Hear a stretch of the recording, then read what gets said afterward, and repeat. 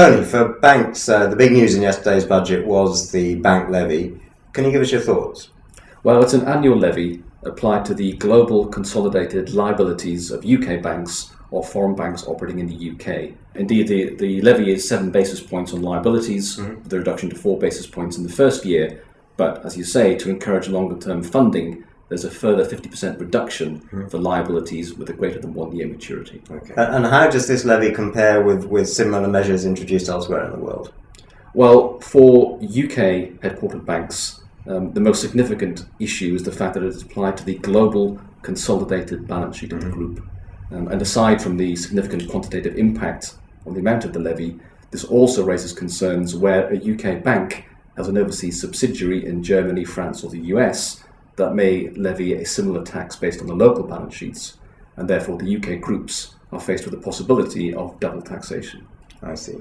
And on top of that, obviously there are jurisdictions that are not proposing to bring in levies like this. So we can expect banks to be evaluating where they wish to operate. At least a factor will be the fact whether their deposits are levied or not.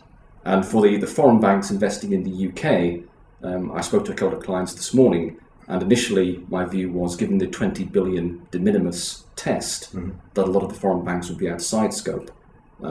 But several foreign banks use the UK via a UK branch as their treasury location, and also as the hub to accumulate all the surplus cash in the global group to re-lend around the group.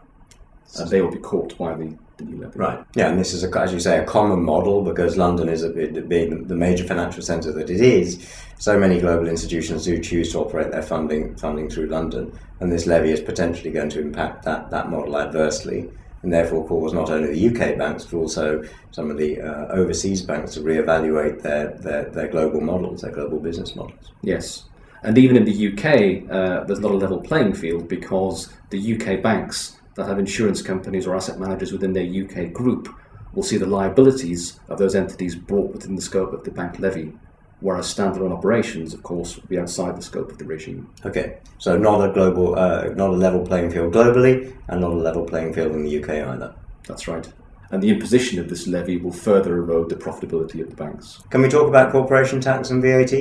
Yes, well, the good news, of course, is that the rate of corporation tax is reduced from 28% to 24% by 2014, which will be an attractive factor to global financial institutions considering whether to locate their operations in the UK. Unfortunately, balanced against that, there is a potential initial hit to deferred tax assets.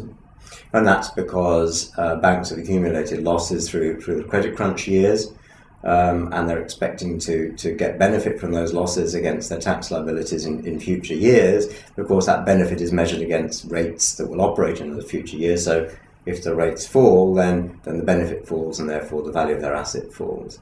But difficult to tell quite how that will fall over what period and how much that will be, I think. Yes, the banks will have to model their individual positions. Yeah.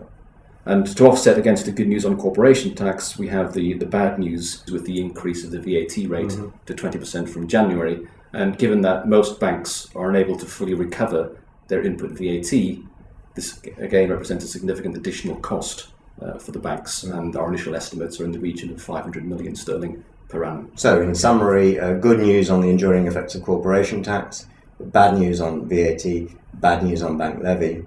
And we can expect the bank levy, coupled with many of the other measures, to lead banks to look at their operating models globally and their profitability models, and we can expect the effects to feed through into the economy more generally through higher charging for bank services and for loans. Yes. Very interesting. Thank you, Tony. Okay, thank you.